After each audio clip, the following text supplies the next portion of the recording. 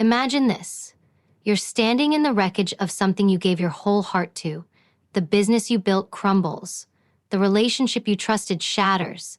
The people you thought had your back vanish. You can feel the stress crawling up your chest, tightening your throat, daring you to collapse. Everyone is watching. Some are waiting for your breakdown. Others are whispering that you're finished. Now pause. Instead of collapsing, you do something unexpected. You straighten your back, you take control of your breath, you don't scream, you don't beg, you don't fold, you observe. You let silence speak for you. In that silence, your stress transforms. It's no longer chaos, it's fuel. What was meant to break you now sharpens you. That is emotional resilience. It's not about pretending you don't feel pain. It's about refusing to let pain control the outcome. It's about training yourself so that when stress strikes, you don't drown, you dissect it. When failure hits, you don't quit. You rehearse for the next round. And when the world expects you to shatter, you stand taller, stronger, and sharper than before. Because here's the truth, stress will always find you. Failure will always test you. But resilience? Resilience is the weapon only the disciplined choose to carry. Most people treat stress like it's a life sentence, like once it shows up, the only outcome is panic, collapse, or defeat. But here's the truth. Stress is not your enemy. Stress is your intelligence system firing up, trying to tell you something. It is not doom, it is data. And the moment you start treating stress as a messenger instead of a monster, you gain control. Think about it. Every time your heart races, your breath shortens, your palms sweat, your body is not plotting against you. It's sending you raw intel. Pay attention. Something matters here. That could be a threat, an opportunity, or a boundary being crossed. But instead of decoding that message, most people drown in it. They take the signal and misread it as a sentence. They let stress tell them, you're failing, you're weak, you're not enough. But stress never said that. That was your interpretation.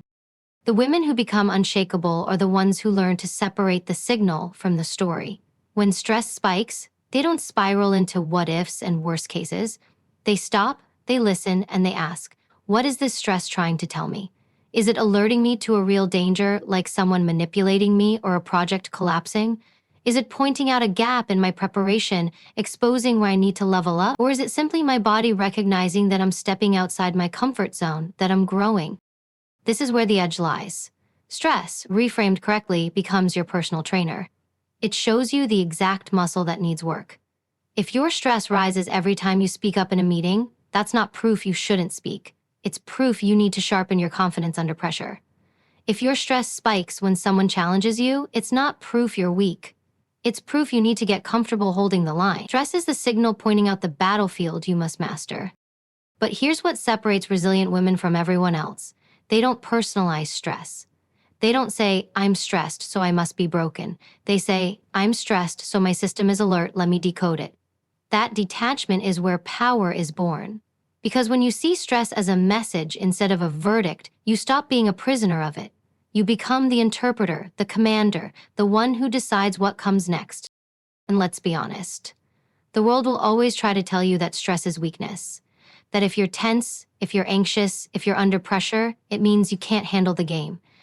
But that's a lie. The truth is that everyone feels stress, but only a few know how to weaponize it. And those are the women who walk into storms and still hold their ground. Those are the women who turn the very thing meant to break them into the fire that forges them. So here's the shift. The next time stress hits you, don't ask, why is this happening to me? Ask, what is this teaching me? Don't ask, how do I escape this? Ask, how do I use this? Every spike of stress is an opportunity to sharpen your awareness, your strategy, and your strength. Stress is not the signal on your life, it is the signal that you're alive, that something matters and that it's time to step into your edge.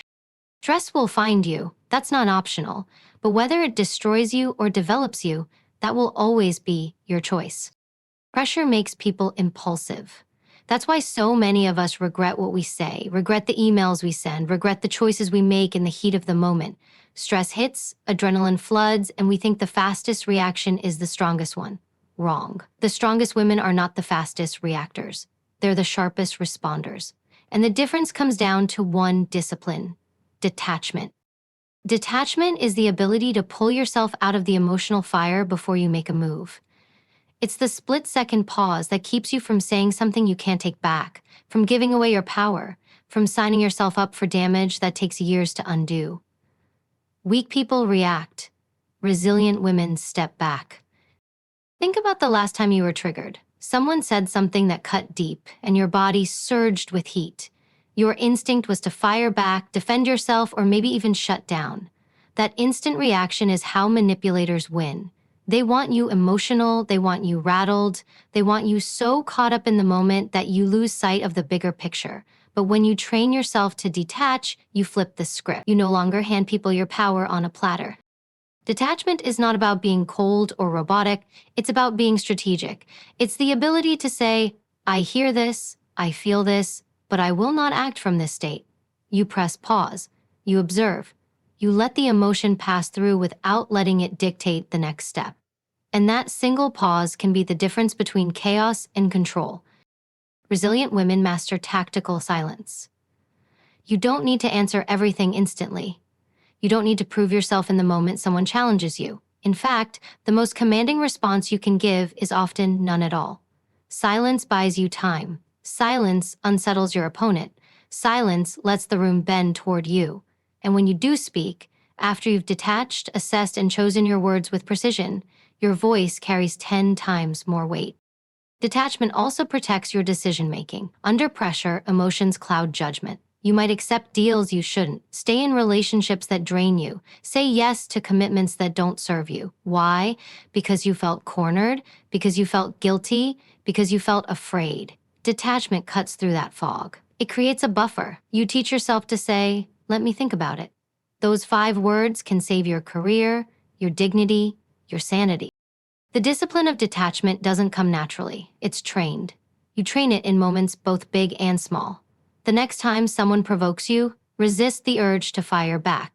The next time stress spikes, resist the urge to solve it immediately. Step back, breathe, walk away if you need to. Create space between the trigger and your response. That space is where power lives. Because here's the reality. The world respects composure. Not volume, not speed, not panic. Composure. The woman who can't be baited, who doesn't flinch under attack, who waits, watches, and then moves with precision, that's the woman who controls the board. And when you detach, you give yourself the space to be her.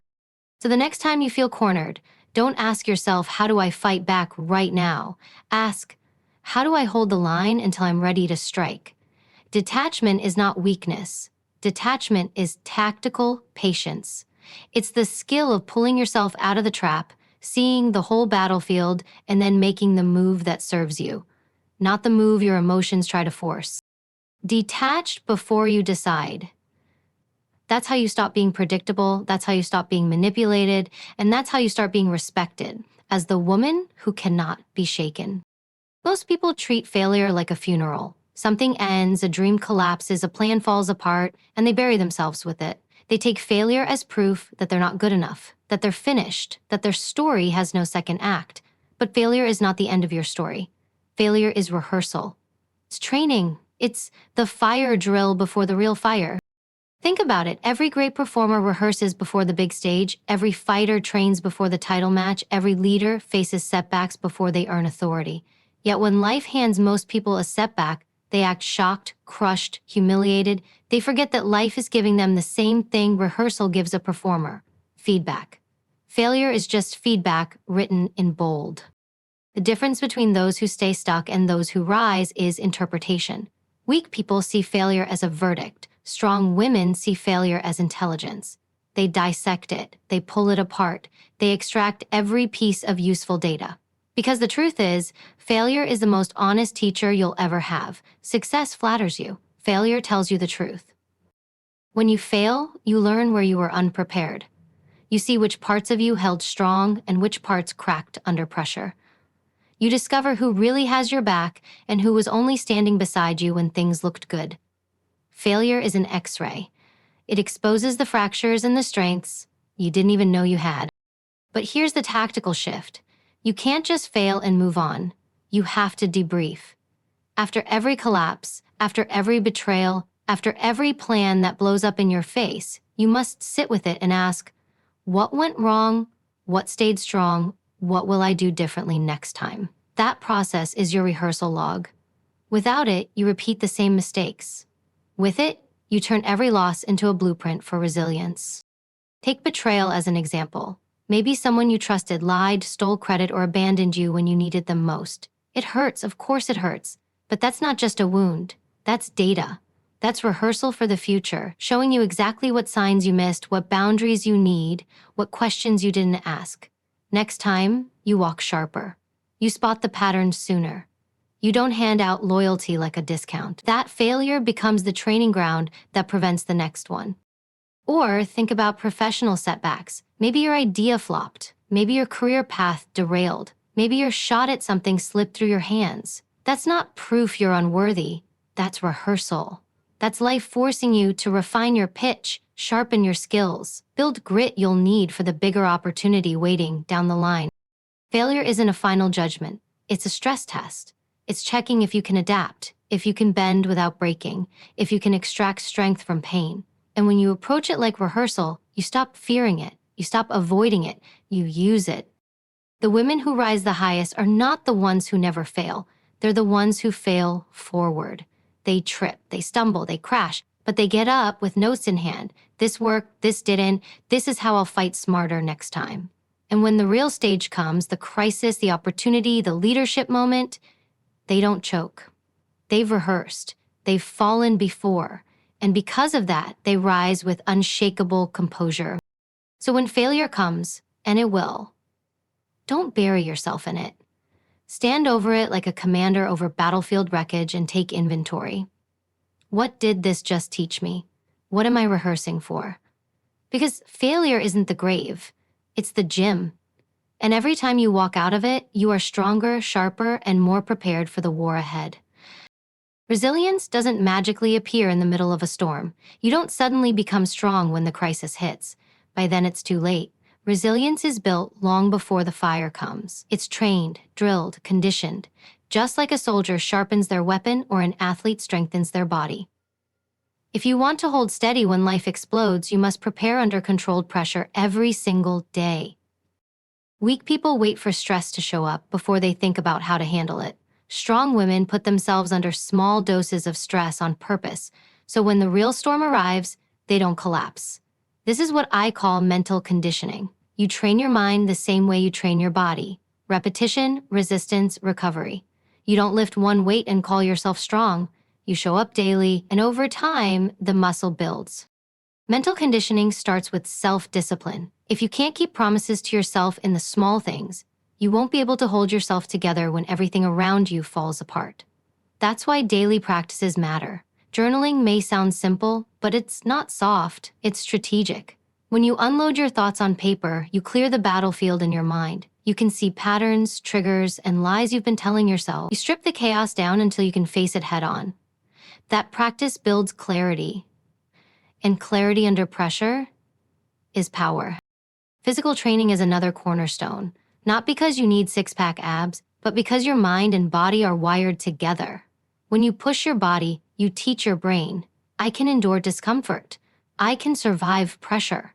Every rep in the gym, every run you don't want to finish, every push past exhaustion is not about fitness, it's about fortitude. If you quit on yourself when it burns, you'll quit on yourself when life burns. If you finish anyway, you'll carry that discipline everywhere. Controlled discomfort is where the real conditioning happens. It could be as simple as ending your shower with 30 seconds of cold water. That cold will shock your system, your body will scream for comfort, and your brain will beg you to quit. But if you stand there, breathe, and control yourself in the middle of that discomfort, you are rehearsing resilience. You're teaching your nervous system that stress doesn't own you. You own it. The women who intimidate the world aren't the ones who chase comfort. They are the ones who master discomfort. They've trained themselves to hold steady in chaos because they practice chaos in microdoses every day. They don't need life to be easy. They need themselves to be unshakable. But mental conditioning isn't only about toughness. It's about consistency. Anyone can endure one hard day. Resilient women endure every day, not because they love pain, but because they know the power of preparation. They don't wait for betrayal to teach them boundaries. They study human behavior in silence. They don't wait for financial collapse to teach them discipline. They save and plan long before the crisis. They don't wait for heartbreak to force self-respect. They set standards from the start. This is conditioning. It's proactive, not reactive. And here's the truth. Most people don't want to hear. You cannot call yourself resilient if you only rise when forced. Real resilience is built in the grind. It's built when you do the thing you don't want to do, when you push past the excuses, when you lean into the discomfort instead of running from it. That conditioning is what gives you the composure others crave when everything is falling apart.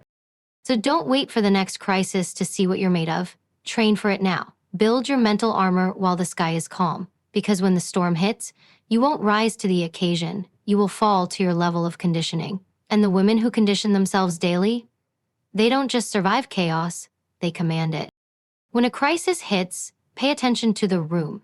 Some people panic. Their voices rise, their hands shake, they scramble for answers. Others collapse, silent and paralyzed, waiting for someone else to take control. But then there's the woman who doesn't flinch. She doesn't rush, she doesn't raise her voice. She holds herself steady, eyes sharp, movements deliberate. Without even trying, the room shifts toward her. Why? Because resilience under fire is magnetic. That is the resilient woman's edge. Power in this world doesn't always belong to the loudest. It belongs to the one who stays composed when everyone else unravels. People respect calm under pressure. They trust it. They follow it. And when you master emotional resilience, you carry a kind of authority no title, no money, no position can buy. You walk into chaos and instantly become the anchor others cling to. That's not luck. That's strategy. Here's the truth. Women are often underestimated. People expect us to overreact, to get emotional, to lose control when the pressure rises. That stereotype is not just insulting, it's an opportunity. Because when you defy it, when you are the one who stays unshaken while others lose their heads, you gain an edge no one can deny. They don't just see you differently, they calculate differently around you. They know you're not easily rattled, not easily manipulated, not easily broken. That presence changes the game. But composure in crisis doesn't mean being passive. It doesn't mean sitting quietly while the storm rages. It means taking control of your response so you can take control of the outcome. A resilient woman knows when to speak and when to stay silent. She knows that silence, stretched long enough, is often louder than shouting. She knows that measured words land like bullets, while impulsive ones scatter like blanks. That level of control turns you into someone who doesn't just survive conflict, you dictate its terms. The resilient woman's edge is also longevity. People who burn out emotionally don't last. They're quick to rise, quick to crumble. But the woman who learns to regulate herself under pressure, who can bend without breaking, who can stand in fire without disintegrating, she builds a career, a legacy, and a reputation that lasts. Because resilience is not about one moment of strength. It's about sustained strength, repeated over years until people know without question, she's the one who won't fold. This edge shows up everywhere. In boardrooms, it means you don't get steamrolled by louder voices. In relationships, it means you don't get trapped in toxic cycles of manipulation. In personal battles, it means you don't stay down when life knocks you flat. Resilience is not flashy, but it is lethal. It's the invisible weapon that separates women who endure from women who elevate. But here's the secret most people miss. This edge isn't about other people at all. It's about you. It's about the dignity you hold with yourself. When you know you can trust yourself not to collapse, not to lash out, not to betray your own standards under stress, that self-trust changes everything. You stop chasing validation. You stop begging for respect. You carry yourself as if you are the standard. And when you do, others are forced to rise or fall in your presence. The resilient woman's edge is not soft. It is steel, wrapped in silence. It is calm in chaos. It is composure under fire. It is the refusal to let stress, failure, or betrayal write your story. You write it. You own it, and the world adjusts to you. So when the storm comes, and it will, remember this. Your edge is not how loud you scream, not how fast you move, but how steady you stand. Be the woman who doesn't just survive the storm. Be the woman who becomes the storm. So here's the question every woman in this room must face. Am I letting stress break me, or am I using it to build me? Because stress will find you, failure will test you, betrayal will try to cut you down. That's not a possibility, that's a guarantee. The variable is you. Do you collapse when the pressure spikes, or do you stand taller? Do you let fear write the script, or do you take the pen back and author your own response? Every setback you've ever faced carried a choice. You could interpret it as punishment, or you could treat it as preparation. You could see it as the end, or you could use it as rehearsal. And every time you chose resilience, you became sharper. Every time you didn't break, you grew harder to defeat. That's the edge. The truth is, the world respects the woman who refuses to shatter. The woman who can be betrayed and still walk with her head up.